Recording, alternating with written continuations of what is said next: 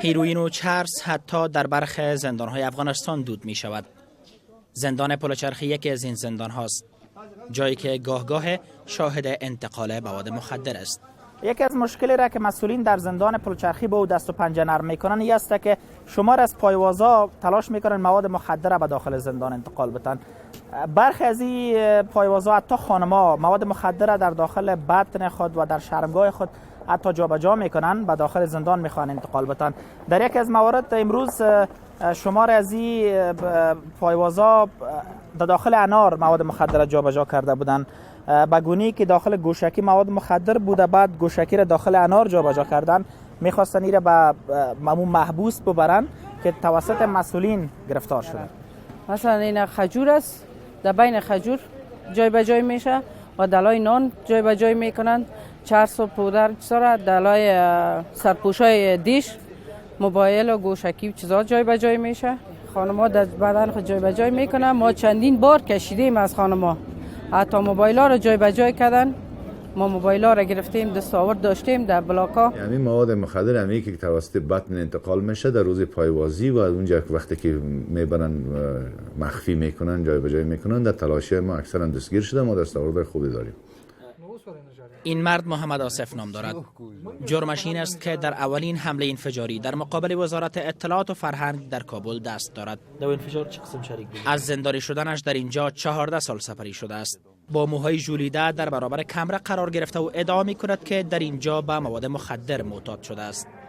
معتاد هم هستی؟ همینجا معتاد. خب نشه تو کو باندې روک دی؟ څنګه روک دی شوی؟ هم دلته به نو مواد دلته څنګه رسیږي درته؟ والا معلوم نه ده، نو هر څوک دلته خلک شته چې خرڅوي؟ نه. چند بار پودر استفاده کردی خودت در اینجا؟ یک 6 بار استفاده کردم. پودر؟ کمیسیون مستقل حقوق بشر افغانستان از نهادهای مسئول می‌خواهد تا در این باره تحقیق صورت گیرد. سخنگوی کمیسیون میگوید آنان نیز این قضیه را دنبال خواهند کرد.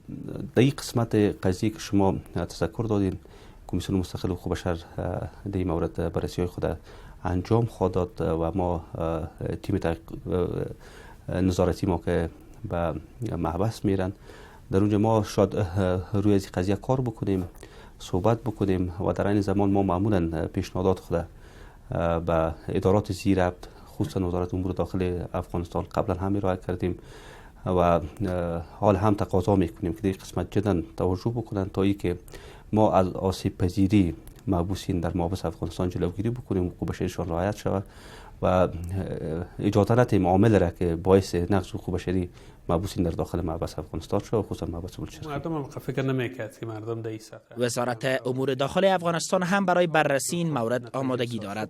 اما بحثی که این شخص از چه زمان معتاد به مواد مخدر شده در حال حاضر من تایید نمی‌کنم که در داخل محبس مواد مخدر انتقال شود.